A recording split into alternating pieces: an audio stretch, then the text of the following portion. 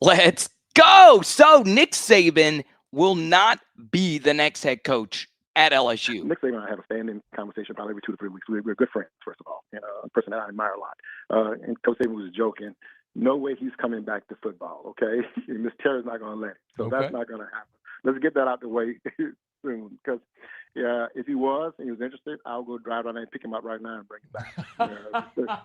Okay, wait. So wait, Verge, you're saying no shot. I think that is run its course, okay? Okay. Uh, but he's works for ESPN now, and he does consulting with people and talk to people. You get to see things out there, and he gets to tell you about different coaches he see and observe. So I ask him questions about what it takes to coach the LSU job, and I always ask him that. And times have changed since the time he's been here. He didn't have all the different things that we have now. That's why he kept saying about the infrastructure, what we have here, what we have set up here. You don't win just because you're LSU. You have to win because you're doing the right things and the right things in place, the right mechanisms, the right infrastructure. I keep hitting on those words because that's what's important, the right people. So you can hear the full interview on 104.5 ESPN. I give Moscona a lot of credit. He gave a great interview to Jeff Landry last week, and then he gets an interview here with Verge Osbury. So Nick Saban will not be the next head coach at LSU. So why do I bring this up? Well, earlier today, Shaquille O'Neal had an interesting comment, and everyone wrote about it, that he heard from little birdies that Nick Saban would be potentially the next coach, or that there was interest. But, that kind of fed fuel to the fire. And then there was also national personalities like Clay Travis putting out there, hey, I would give $20 million to Nick Saban. Well, you heard from the one person that would know more than anyone else on the planet, Verge Osbury. He confirms that Nick Saban will not be the next head coach at LSU. So the funny thing about the Shaquille O'Neal thing is that news story about Shaq sounded like an AI article, like all the different AI stories that you see on Facebook that your grandparents always share that are totally false. Huh? Huh? Huh? You know the ones I'm talking about. Joe Burrow donates $50 million to relief fund, that kind of stuff. It sounds like one of those articles, but the truth is, it probably was never happening. Now, I will say, though, and this is why the interview was good, because Moscona asked an interesting follow-up. Verge talks to Nick pretty often. He said once every 2 or 3 weeks, which is pretty cool. That's somebody I would want making the next coaching decision. And I am fine with Verge Osbury doing that very thing. Something else that was mentioned in the interview, and this is something that does go way over my head, the presidential search. So the big story from today, outside of Verge saying that, of course, is LSU did hire a new president, and they're actually going to go about it differently, as it'll be Wade Rousse from McNeese, and then Jim Dalton from Alabama as the new heads of LSU. So, look, this is not my specialty. It's not. I am a football analyst, and I like breaking things down around the game of football. We've talked a little bit about the McNeese power structure and the Will Wade story last week. But the truth here is I need an actual reporter on here, someone that knows those very little details that went into this presidential search, because it is important. So Piper Hutchinson will join us a little bit later. She actually is a journalist. I'm a guy with a journalism degree that does not do journalism. So she'll join us, and she'll tell us everything we need to know at 6:30 about this search and if LSU made the right decision. Okay. Now, for me, as we go through this cycle, this coaching search, it is interesting that Verge brought up how different it is now to do this when NIL and all those different things are out there. Friend of the channel, Peter Burns, who I love. I adore Peter Burns. He is the biggest LSU fan I know in national media, especially the ones that do not actually that didn't actually play at LSU. I know Peter fairly well, and he brought up how good the Auburn job is, and if there was a choice, for me at least, I would guess John Summerall, who is an Alabama native, would pick Auburn over LSU, or would he pick LSU over Auburn? I've always heard that Arkansas was very interested in someone like John Summerall. There's an opening there. So what's interesting about this coaching search is that there's quite a few names out there that do have some leverage, right? Obviously, Lane Kiffin has probably more leverage than any coach I could ever think of in college football history when it comes to job openings. I am pretty sure Lane Kiffin is probably a top 3 candidate for Florida, probably a top 3 candidate for LSU. I would guess Penn State would want him after Lane Kiffin beat them down in a bowl game a few years ago. There are a lot of openings where, they've probably kicked the tires on Lane Kiffin, and it's probably true also for John Summerall. There's quite a few P4 teams out there that would want him to be the next head coach. And then obviously, Kenny Dillingham's name is being floated around. Could that be something? The good thing about Kenny is there is pretty much no shot that Arizona State makes it to the college football playoff this season. Okay. So we will talk about all those different hires. Now, the funny thing about all the coaching search stuff is that we will not know a gazillion % who the next head coach will be, probably for quite some time. And the reason I say that is because, well, we just got the alignment set in place. It was confirmed also in that interview from Verge that the new President Rousse, will be, and hopefully I'm saying his last name correctly. I think that's how Verge said it in the interview. I was actually pronouncing it different. I think a lot of us said love our supermarkets, or it has said Rouse's a few times. I could go for a good Rouse's king cake right now, but he is going to be on the search committee as well. So it's very, very, very interesting when you look at it like that.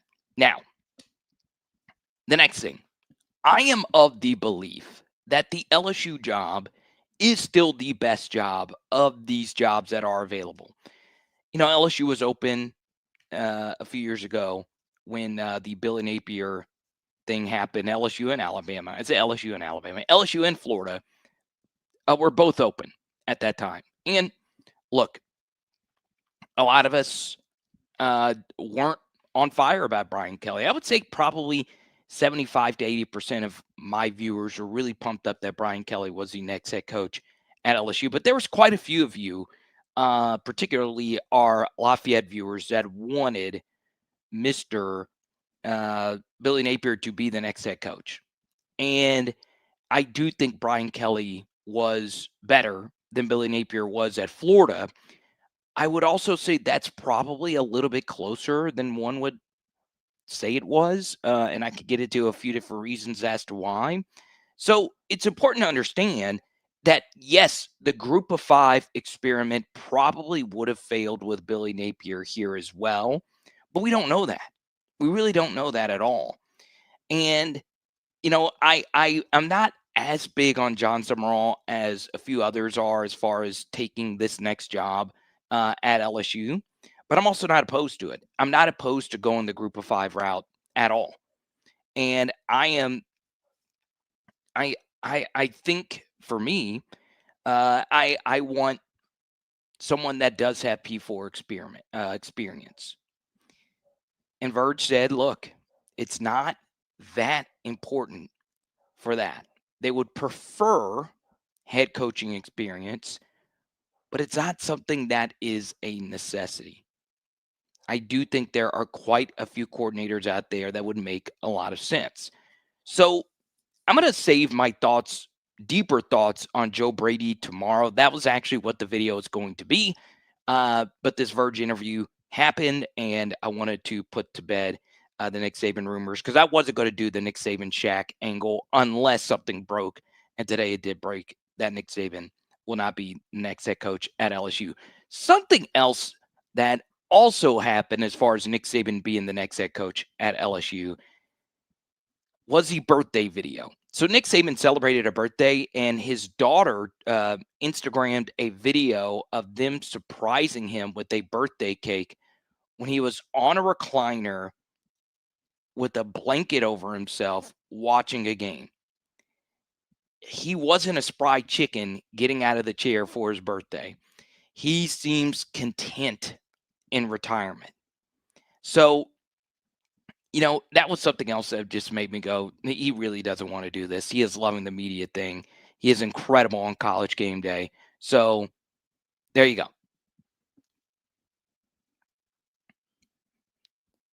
Now, let's see here. Okay. So, this breaks like right when we go live. And here you go. Big thanks to Dex here. This had been in the works. Verge is your new athletic director. Permanent. So, look. This is an LSU guy through and through. And he is an LSU guy way more than, obviously, Scott Woodward was an LSU guy. And look, some birdies were chirping a little bit earlier involving this. I do find it interesting that he had this interview and then this gets announced. So Verge Osbury is your new athletic director at LSU. So here's the big thing you need to know about Verge is that he's been at LSU for so long. And I think a lot of you are introduced to him for the first time this last week. A lot of these assistants to the main guy are guys that if you follow LSU and you're a boots on the ground in Baton Rouge, you know who they are. But a majority of people don't. So I would say probably half of you learned of who Verge Osbury was last week. And that's fine. That's not me insulting your LSU intelligence, but he has always been the associate AD. He does a lot with LSU football, including scheduling. This is one of the most well-connected people at LSU, as shown earlier when we played the clip of Nick Saban doing the interview with him, where he says he talks to Nick Saban frequently. Verge connects the past from LSU football to where we are now. And, I think for me, I'm fine with him leading the search. This is a football guy. This is a guy who has played at LSU before. And on top of that, I do think one minor thing will change is that Verge, and most athletic directors are like this, but he will mostly focus in on football. And then he will have some very strong associates that help him with all the other sports. Or if that weren't to happen, and let's just say he was more involved with all these other sports, I would prefer him mostly just focus on football and then have many associates help him out with all these other sports. Now, we'll say there were some interesting names out there that would be considered for the LSU athletic director job, but Verge is your permanent athletic director. Okay? Let's go to Jay Smacks, who wants to talk about the Bama game. Let's go to Moan My Age. Do we know for sure if Woodward was fired or asked out? Thought that would come out after Rousse. Yeah, I mean, it's tough because you get into why would Scott Woodward, with a pretty sizable buyout attached to his name, why would he leave? Why would he leave if he had money coming down the pipeline? I don't know. I don't know if there was a reduced buyout or if he was going somewhere else. I don't know. You see, one thing that happened before the show is I was wearing this green shirt, and it was messing with the green screen. So I got to zip this thing all the way up, or I might change soon. You might see me shirtless on here, and then the views go way up. Okay? But yeah, that news broke right when I went live. Let's see if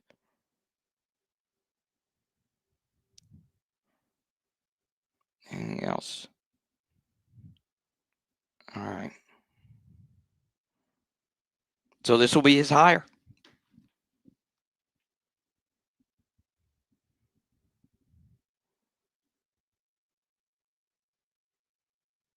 Let's go to Ghastly Gamer. He said, you mean like Stephanie Rimpey, who is currently the athletic director at Nevada, who did the Jay Johnson search?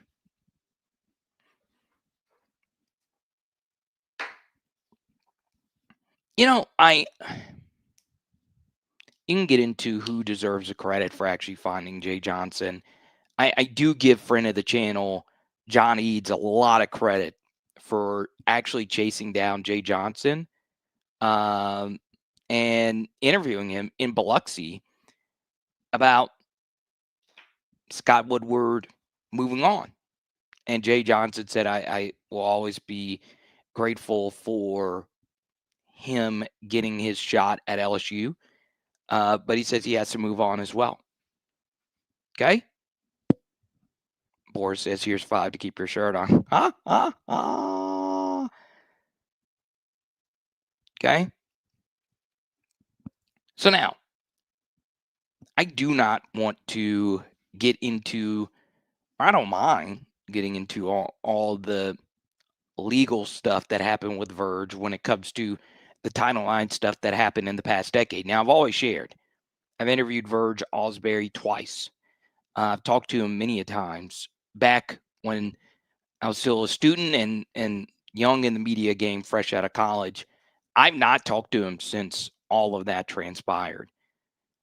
And I'm also not as well versed on all of those things that transpired, lawsuits and all of that. That's something that comes along with it when you hire someone for the most important job in your athletic department. Actually, your football coach is the most important job in your athletic department, but in essence, this is the most important job. Okay. So, for me, he doesn't have any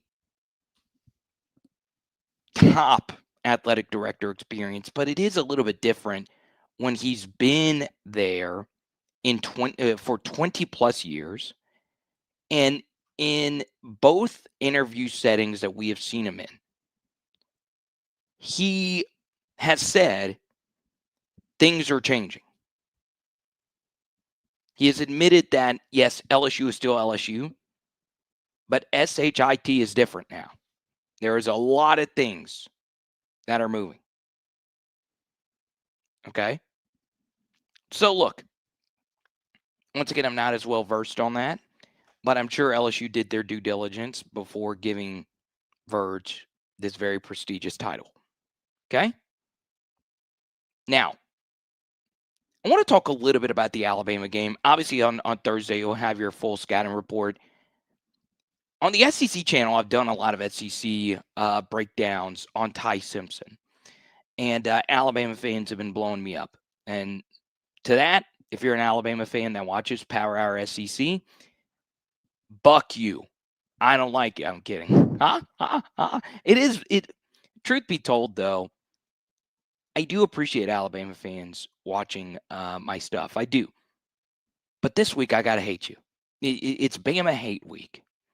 It is Buck Fama.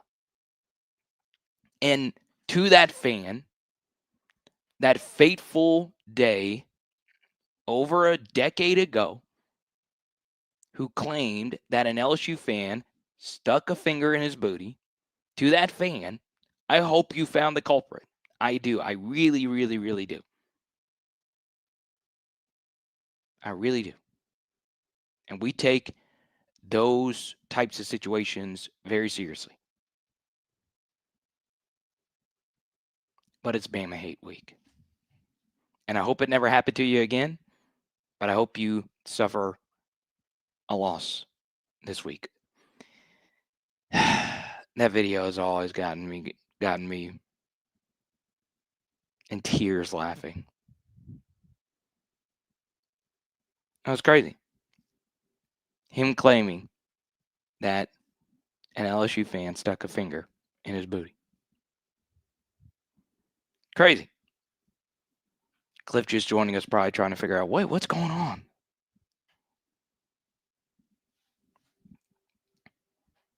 Larry says, my finger stunk for a week after that. No one's ever followed up on that guy, though. He obviously wasn't all there, if we're going to be honest. But it's still crazy. Now, here's what I'll say about Ty Simpson. This will be the best Alabama quarterback we faced in the Saban era to now. That's how good he's been. Okay. I do think this first year of Ty Simpson was better than the first full year of Tua. I really do think so. I think Tua's offensive linemen were better. I think quite a few things. I think Tua's running back room was better. I think Tua's coaching was better, even though Ryan Grubb's a beast. And there's a few other quarterbacks you could point to. Obviously, Jalen Hurts is a better pro. And then or you could make a case, Mac Jones, with the way that he's playing right now. Mac Jones is still the highest ESPN QBR quarterback of this era. So, for me, Ty Simpson does a lot of things like Joe Burrow. There is a lot of things he does well. He just is not to that level of consistency. He's not as explosive of a runner. Joe was more accurate, way more consistent. Ty's accuracy in the South Carolina game, he left a lot of yards on the field. Missed a dig to Jeremy Bernard that would have been a massive gainer in a close game. But you do see some of the things when you watch him. There have been some kind of, like, what the hell was that kind of stat line? 17 for 17 in a game. I don't care it was ULM. He went 17 for 17. Alabama's wide receiver room is really good. It's the best in the SEC. And the crazy thing about that is Ryan Williams hasn't really been that great. Just Jeremy Bernard is a really good football player. Isaiah Horton's a really good player for them. 17, a young player for them has been really good. Their tight end room is good. Cuevas is very solid, and that Alabama offensive line is very good. To me, Ty Simpson, though, has done a lot of different things, from changing protections to putting balls in really tight windows. One thing he's been really elite at is when he's backed up into his own end zone, he has been so good. I mean, that was some of the craziest stuff I saw versus Tennessee. So this quarterback for Alabama is that good. It didn't seem like that in week 1 versus Florida State, but damn it, dude, he's good. And he is the best quarterback we will face on our schedule. Now, there are some positives going up against Ty Simpson. We have gotten 2 full weeks to study him. Keep in mind, we did not make any defensive coaching changes over the past couple of weeks. None. So that side of the football's been fine. And they have gotten 2 weeks of film to really look at this guy and figure out what we can do to stop him. We will also have Whit Weeks back, and Whit is probably the best linebacker Ty Simpson has played all this season. Now, you look at Alabama's running back room. Jam Miller's a good player. Number 4, Daniel Hill, has been really solid for them. So this is a really good offense. And they go to the defensive side of the football. Alabama.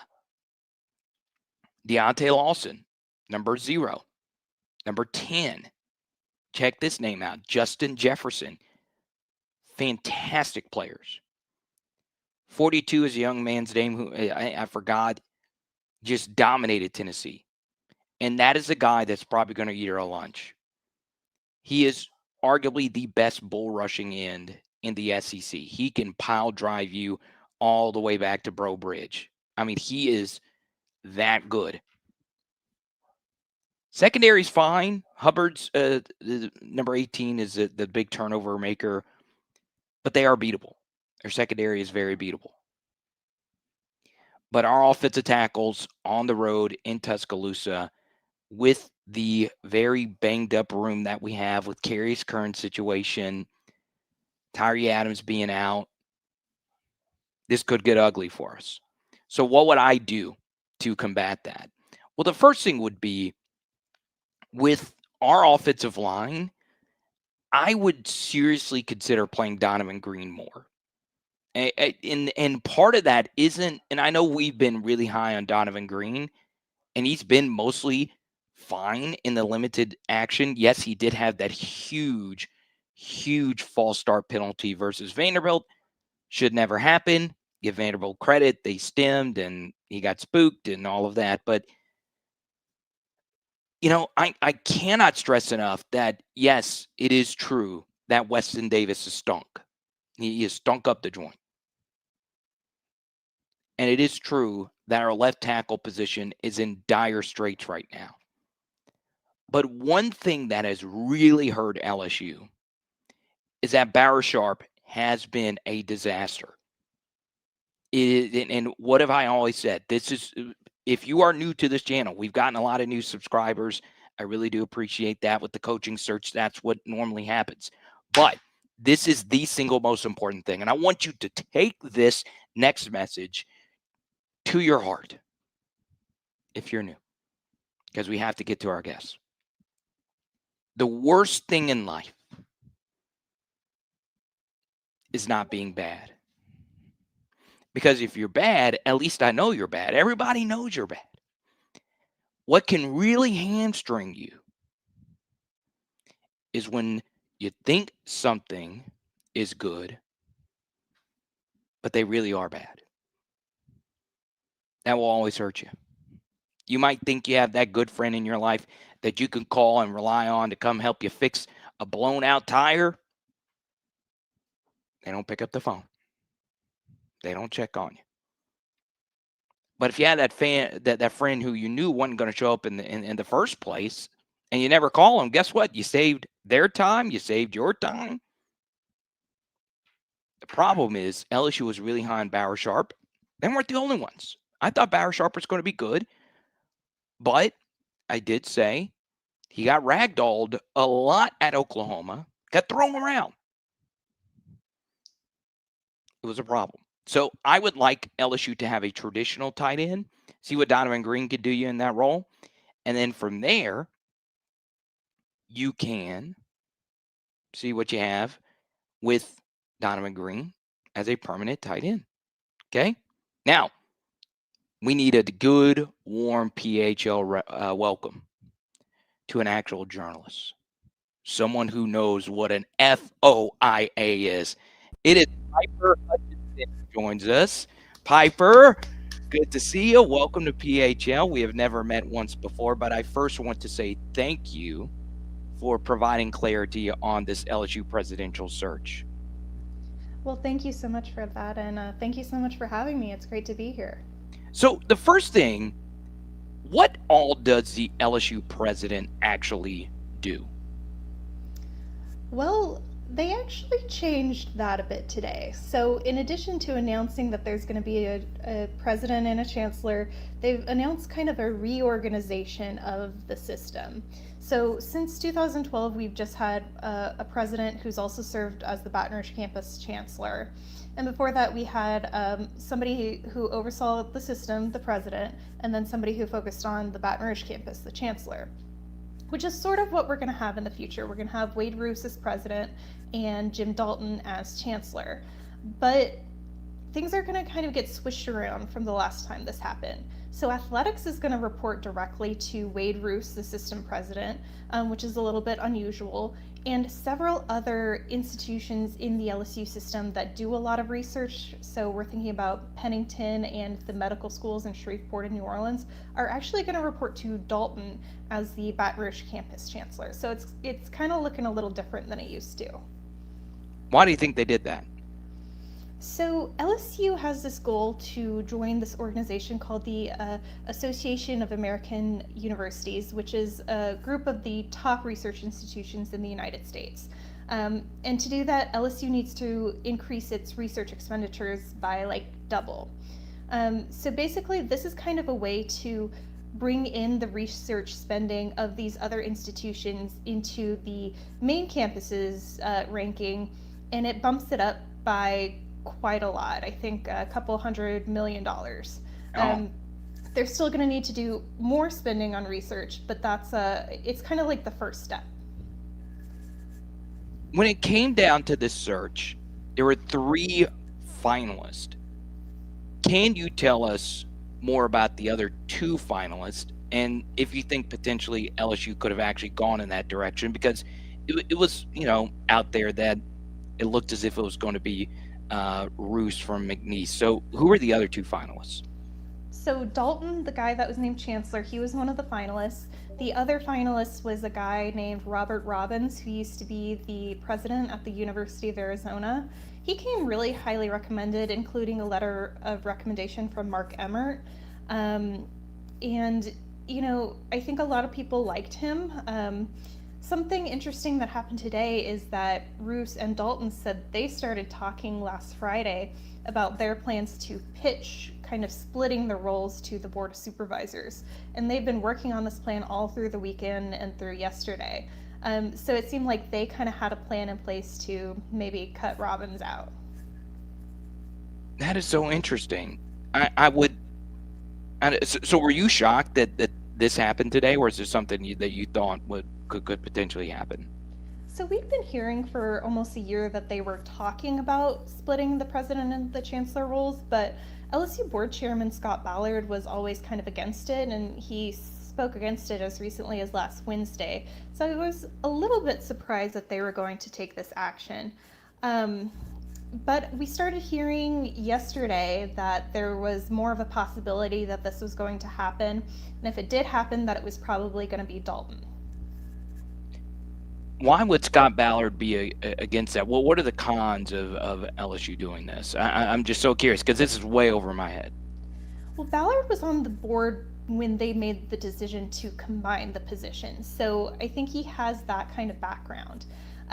There are, some downsides of splitting the positions. Like, that means that's a whole new top administrator salary that you have to fund, and that means money not going towards faculty and research.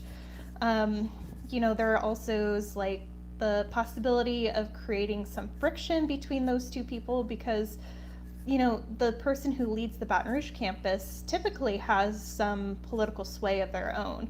So if you ever get crosswise with the president, it's a difficult position to be in. So creating just one position kind of streamlines that.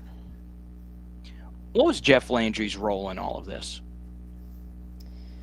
The governor appointed all of the board members, or a vast majority of the board members that made the final decision.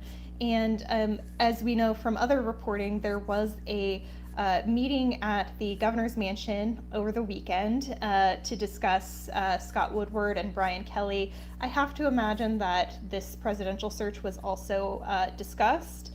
The guy who got hired as president, Wade Rousse, he was publicly endorsed very early on by Lee Mallett, the vice chairman of the board, who is a mega donor to Governor Landry and is very close with him. So we know that he had a powerful Landry ally advocating for him. Here's John Sibley Butler, who's known quite a few different presidents and chancellors. He says it was a great idea to go back to the chancellor's role.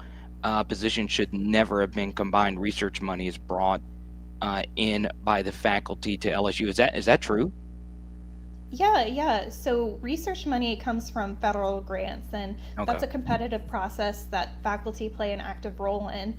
And a lot of the faculty were worried that Rousse didn't really have the research experience necessary to support their research mission, but Dalton definitely does. And I think a lot of the faculty feel more at ease having him in the chancellor position and doing oversight of the other research campuses because he knows how the game is played. That is very interesting. So now it's starting to make sense, their logic behind it. Mm-hmm. Okay. Once again, Piper Hutchinson is our guest.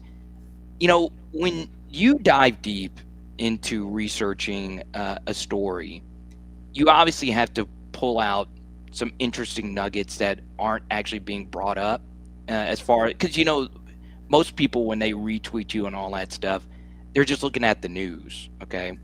I want Piper, who has dug through many of FOIAs and reports and papers and all of that. What stuck out to Piper about this whole process that you found to be very interesting that no one is mentioning? I think that there was a lack of transparency in this process. Lack of transparency is relative. In Louisiana, we have laws that require this to be a semi-public process that don't exist in other states. But in here, we do have those laws. And I think that LSU tried to skirt them in some ways, like having their members of the search committee sign non-disclosure agreements so that they couldn't discuss the committee's deliberations. And they didn't make any sorts of announcements to campus about who the finalists were or when they would be visiting campus. And that kind of cut back on the amount of faculty, student, and staff input that could really be had in this process. And I think that's not an ideal way to run a search. That is so interesting to me. So Piper Hutchinson's our guest. How much sway does a president normally have in athletics?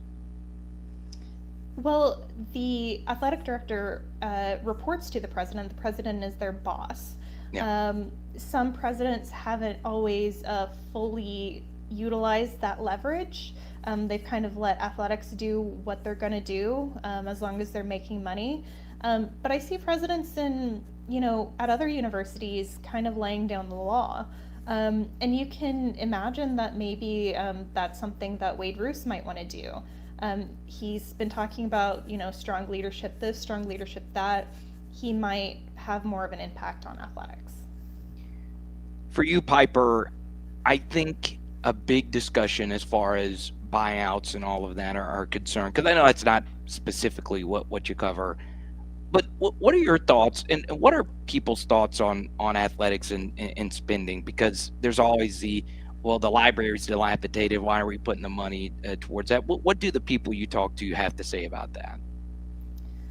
Well, I appreciate the opportunity to talk about this because I think that there's a lot of misconceptions about athletic funding. As we know, the athletic department is more or less entirely funded by self-generated revenue. But people get the idea that that means that it's private money.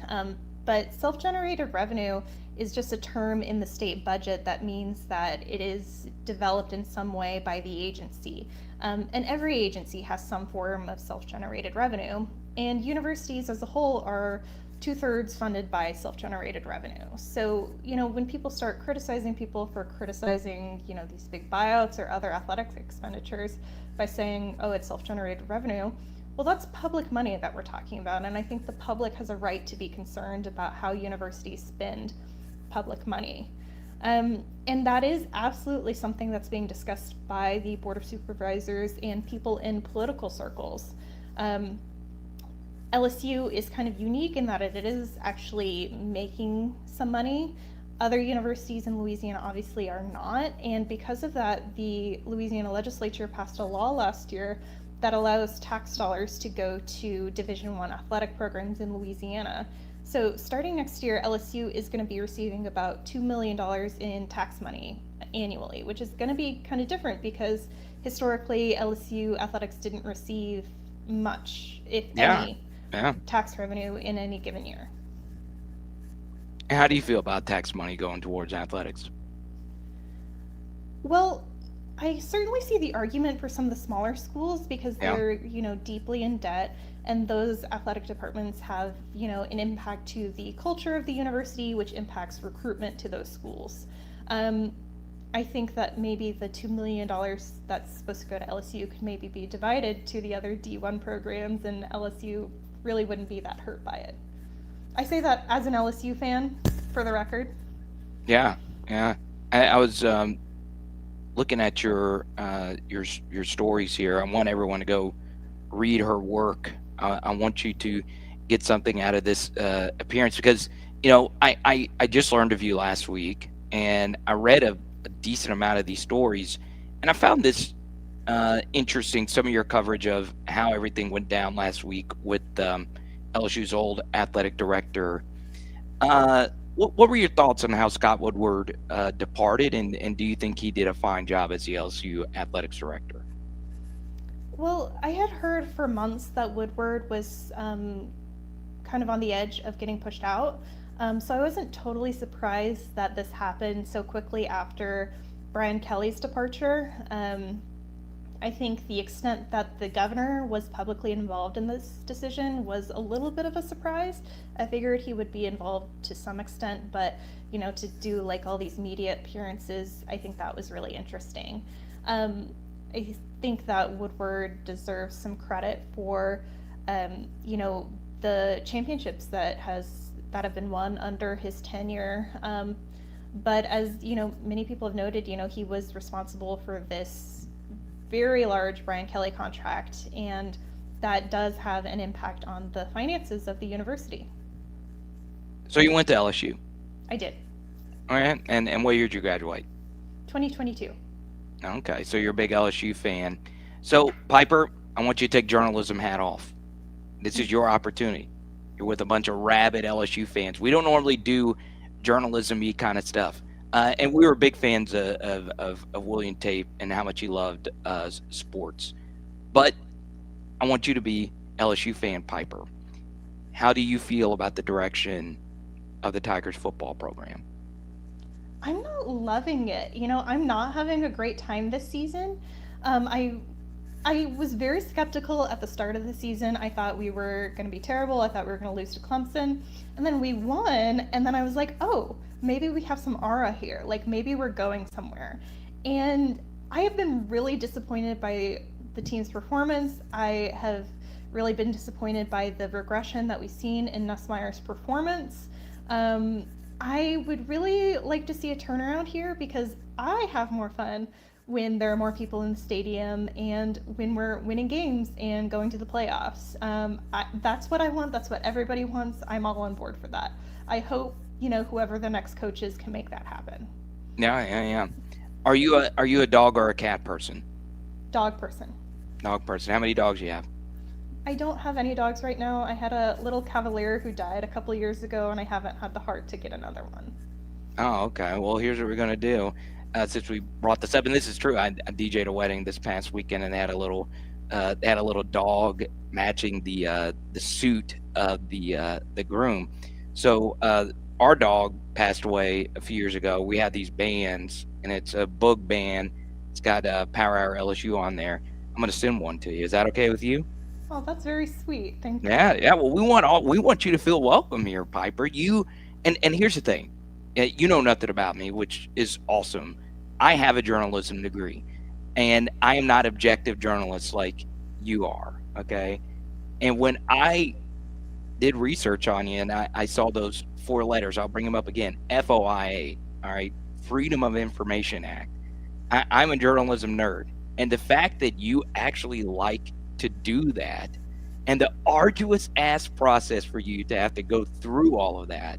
So I want you to give me your honest thoughts on the state of the journalism industry now. This is your opportunity to unload. It could be sports journalism, it could be news journalism, because look, people all the time use those 2 dreaded words that I know you're tired of hearing about.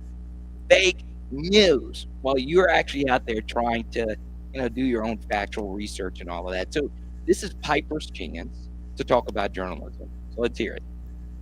Well, I think that there are a lot of journalists doing really incredible, hard-hitting work. And I think that I actually have some optimism in the way that the industry is going. I work at a nonprofit news outlet, which means we're not subject to, some of the profit incentives or the financial burdens of a for-profit news outlet. And I think that there's a lot of room for growth in that sector. I believe in journalism as a public service, so I really love our nonprofit mission. Would love to see some expansion there. In Louisiana, we're doing really great. We have a great locally owned newspaper in The Advocate that itself is expanding and growing and doing incredible work. I think things are pretty good for the most part. I know there are some threats to us from, people who do say fake news, people in the federal government who might want to curb what we're doing. Yeah. But I think as long as journalists just continue doing the good work and trying to make connections with their audience, I think that we can ultimately overcome this fake news perception.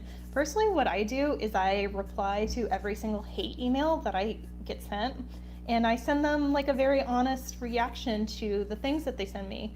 Wow. And I try to have an open conversation with them. And most of the time I don't get a response, but I do think that it takes little things like that to try to connect with the public. Wow. Wait, every single one? Yeah.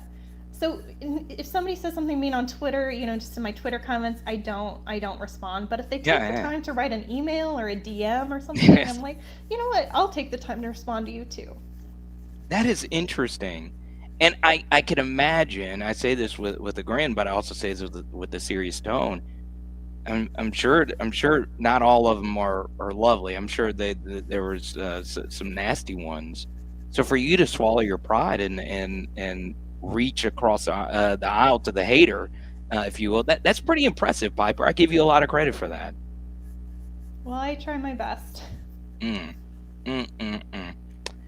Piper, we really do appreciate you, and I'm glad you shared that anecdote about Rousse and Robbins and all that, because I saw he made the comment about Jay Johnson being also from Arizona and all of it. I thought that was funny, and yeah, we hope to have you on again soon. For me, Piper, I really felt that thing you said about we just want to win. That's all we want to do. That's it. Piper just wants to be in Tiger Stadium with it packed, everyone having a good time. So, final thing, does LSU beat Alabama this weekend? No, I don't think so. Piper, come on.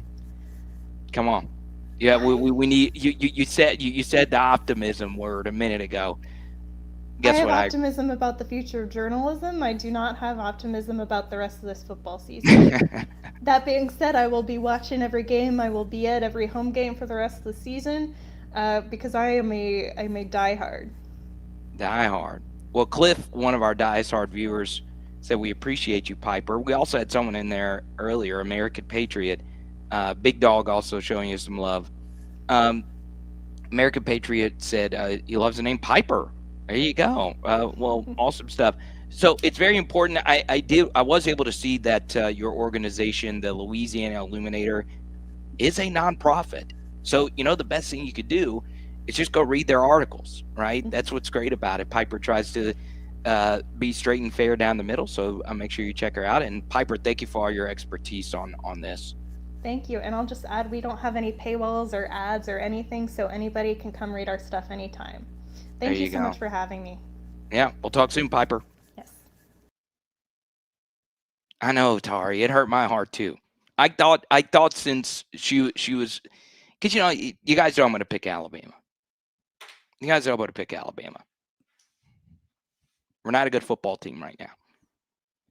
But I thought when she said she's a super diehard fan, because I could tell by reading some of the articles. So, it's different what she does than compared to a few other newspaper reporters that are actually LSU beat reporters.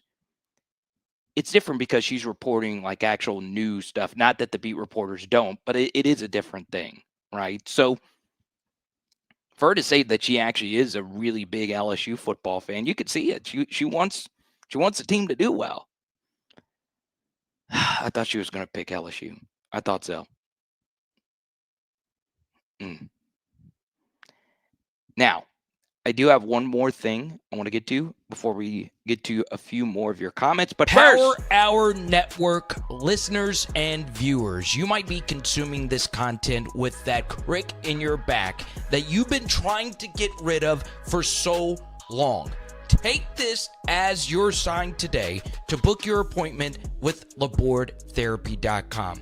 In the Lafayette region, there is no one that you will find that cares more about any different type of pain that you might have than the team at LabordTherapy.com.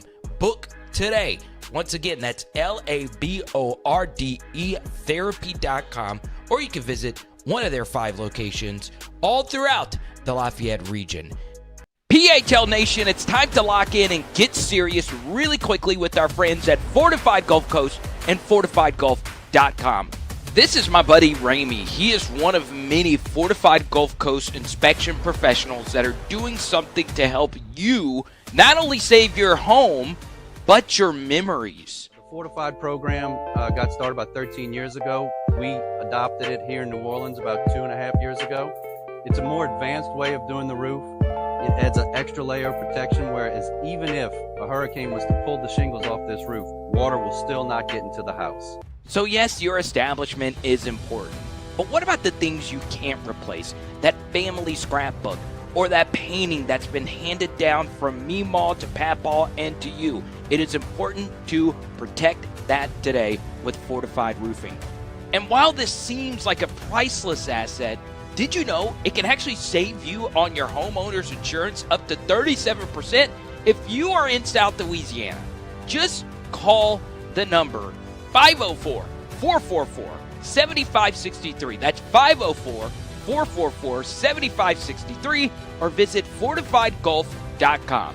That's FortifiedGulf.com. Let's go. All righty. There you go. A lot of fans of Piper in here. I'm never going to give y'all a bad guess, and that continued tonight. I'm always nervous of that, though, because that was the least vetted guest I've ever had on here. I'm serious, because I just learned about her last week. But that's the cool thing, is that you learn new things about new people all the time, and she crushed it. Okay? Now, one thing I wanted to really hammer home is that a lot of what has happened over this past week has been in the eyes of Governor Landry. Okay, so it wasn't really a secret, and that's what Piper shared, that Governor Landry really wanted Athletic Director Rousse to be the guy. Okay, and I think the Jim Dalton decision. I watched the briefing. I have friends that were involved in this, and look, I truly do think that the Dalton thing will help Rousse be more involved in athletics.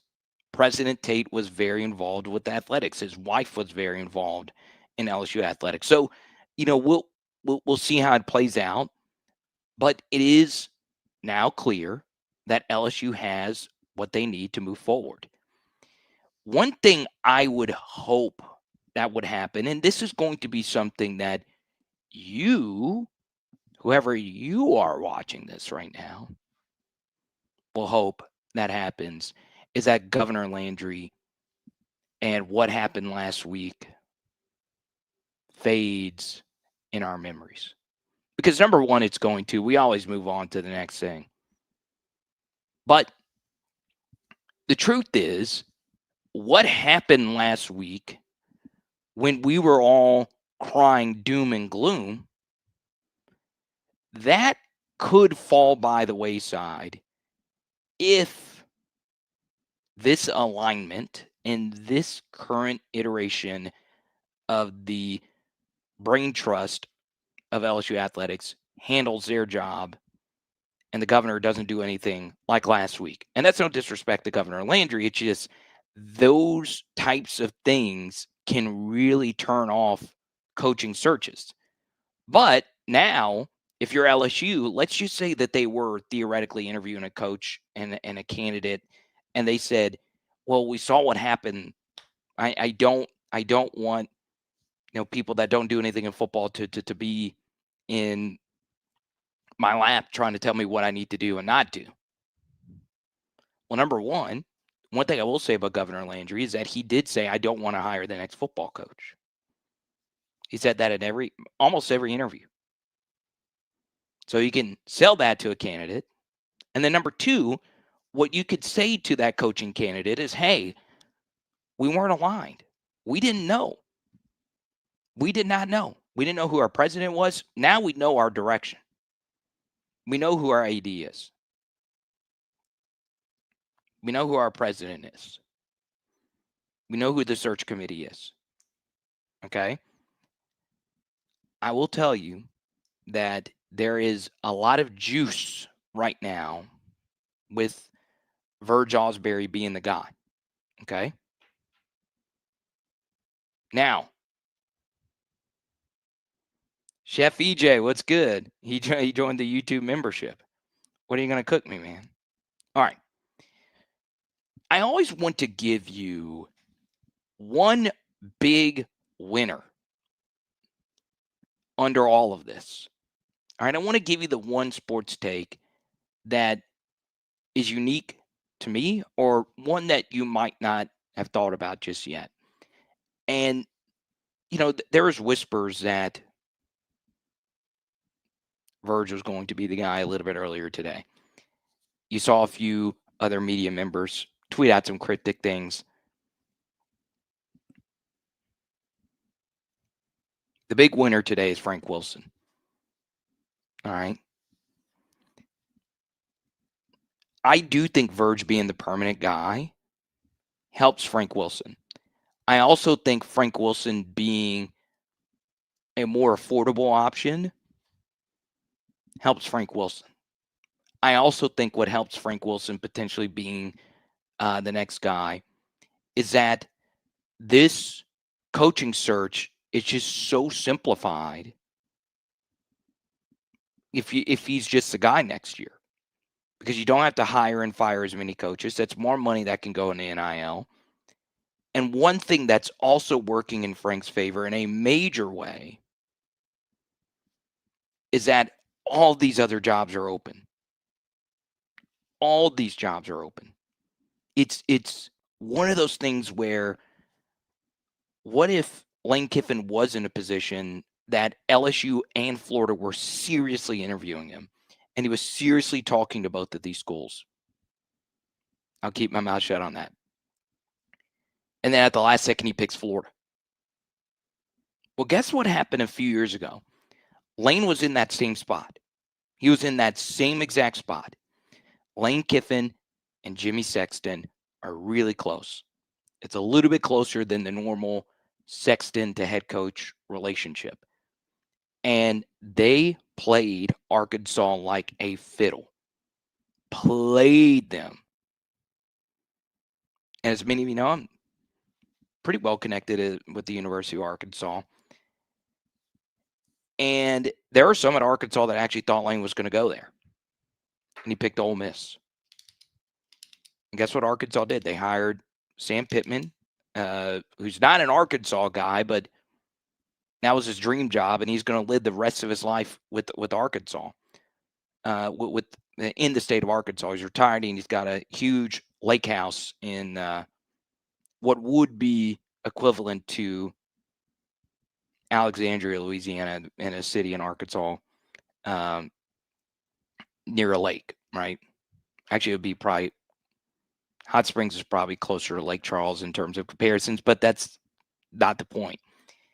It's that Frank. I think Frank's a serious candidate. I do. I really do. Now, obviously, it's going to come down to how these games go. But you want former players to get excited? Hire Frank Wilson. Okay? It's crazy to me.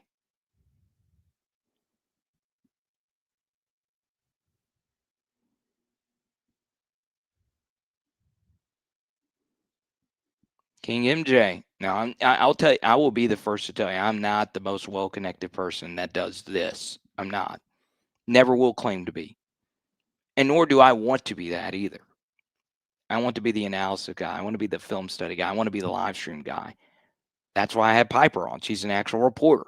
I have a journalism degree. I'm not a journalist. Okay. Now, does my journalism degree help me in certain aspects of this job? You betcha. Okay. You betcha. But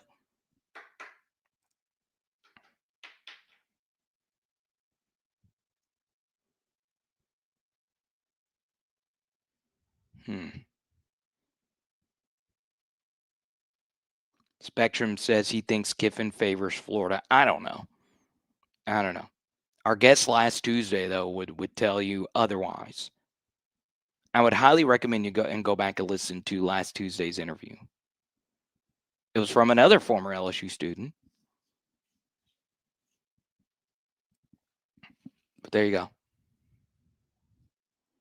Let's go to Cliff. The other thing you have to consider is if LSU is serious about Kiffin, you're going to miss signing day in the portal window while he navigates the playoffs, which could seriously hurt you.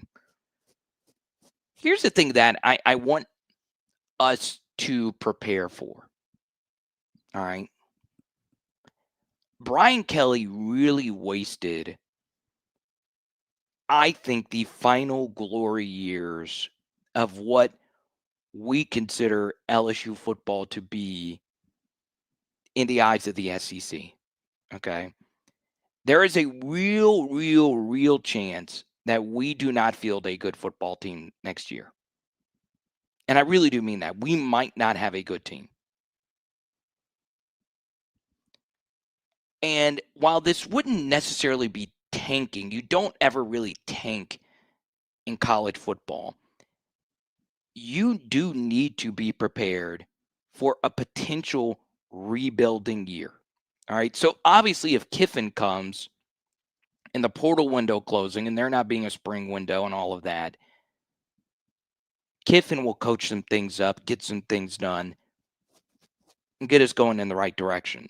So, but you need, and that's something else that's helping Frank quite a bit with the portal window being the way that it is.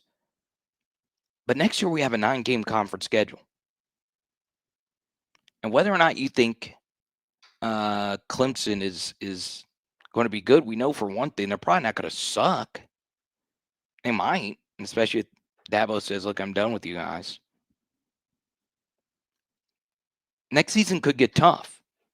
And I'm worried about that because people don't like the channel as much when we suck, as much as many people think otherwise. Now, if a coaching search happens, any football YouTube channel is always going to be the best when a coaching search happens. But you do need to be ready for the possibility that LSU might not be good next year. The thing about Frank remaining the guy is that the floor goes up, right? Your roster retention and all those different things are going to go up if he retains the spot. I am perfectly fine, though, with waiting if you think you can get someone that you know will take your ass to the next level. And, of course, our guest last week, Cooper Patagna, did bring up the very real possibility that, let's say Lane wants to go to a different job. He already announces that he's going to a new job. And while he's finishing out Ole Miss's playoff run, at the same time, he is getting ready for the new job, LSU's new roster, LSU's new coaching staff and all of it, which would be weird. There's probably some rules and regulations that he would need to, skirt by to make that happen. We'll see.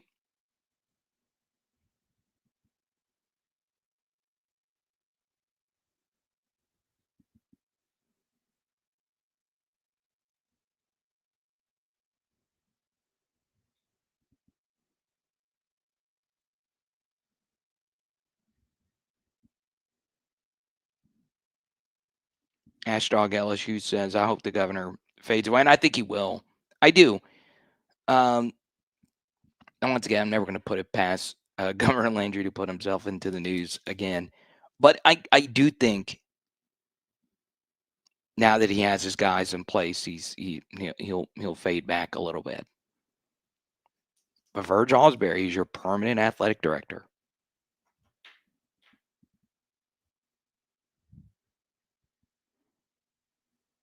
Here's a weird thing about this from Slander Pop, and it's not a weird thing, but the thing that really irks me about the Brian Kelly only had 39 scholarship guys. I have always poked holes into that being the single most overrated talking point about Brian Kelly is that high school recruiting class was so much better than all our other high school recruiting classes. And we signed only 12 or 13 high school kids. All right. So what's crazy is we never really built off of that. And we had a few extra transfers here and there, but a lot of it was Malik, BTJ, and Jaden, and smoke and mirrors from other spots. And for me, it's like, I mean, you can make some stuff work without needing to sign the number one portal class, if that makes sense, right? We had the number one portal class.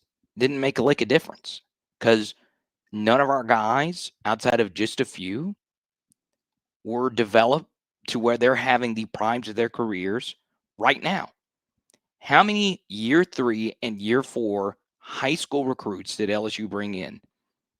How many of those guys are in the prime of their career right now? They're playing the best college football of their career right now.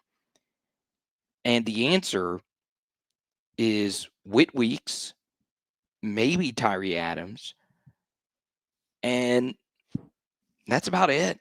I mean, that's about it. Caden Durham is someone else who, I've been very defensive of Caden and what he's had to deal with this year, but he's a year 2 guy. There's just not many year 3, year 4 guys. Just a lot of misses, and it's one thing that sucks. Okay, let's go to our newest member. You don't always have to overthink it. The right fit fits right, if you know what I mean. Now, don't forget, I'll be on with the great AYS Sports here in roughly 20 minutes. My closest friend in LSU Media, probably my closest friend I talk to more than anyone else. I want people to check this out if you're a new member. I saw the most damaging study of what went wrong with this year's LSU's offense. And I spent a long time looking at these charts. It is now up for our patrons. So if you're a PHL Patreon member, you could see it. And if you're a PHL YouTube member, you could see it. I posted on both platforms. And what I really liked about this study that we did, and full disclosure, wasn't my research, okay? It was quite a few people's research. I was able to compare where the LSU offense has had struggles in comparison to the medians and averages of where all the other offenses have had struggles in different portions of the field. All right, my guy Rick K, who's been arguably our most loyal patron, said this was one of our better studies. So if you're a Patreon member, you're always going to get extra film studies. You're always going to get my game grade. You're always going to get all that extra mumbo jumbo. But to me, it's not mumbo jumbo. If you're a diehard LSU football fan, you're going to love it. Okay? We'll talk to you soon. Shout out to all our top super chatters. Boris, Deuce, and Cliff takes home the top spot. I really do appreciate you. And let's see.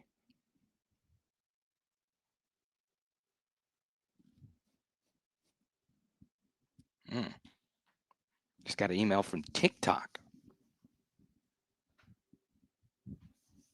We're going over to the talk. We're doing some lives on the talks. Let's go, man. They want me to go live from Tokyo. That's Japan. I don't think TikTok's in Japan. I think TikTok's in China. I would love to do a show from China. I've never been to China. I do want to go to Japan though. The wedding I DJed last week for PHLer Dylan, who does not miss a stream. This was the highest honor I've ever gotten. So he asked me to DJ his wedding. I did. And I get there, and the groomsman, one of his groomsmen, walked up and said, "Hey," and this was the day of the wedding. He said, "Yeah, I was listening to your Frank Wilson stream earlier." And I was like, "Man, dude, I wouldn't listen to me if I was getting ready to get married." But Dylan's a day one, man. Dylan is a day one supporter. I would be listening to some Rick Ross, throwing some Dave Matthews, throwing some Earth, Wind, and Fire, throwing some Avicii. I would have a smorgasbord of music, but to hear some sports takes, that's pretty die hard. Tonight we are doing beef enchiladas. Let's go.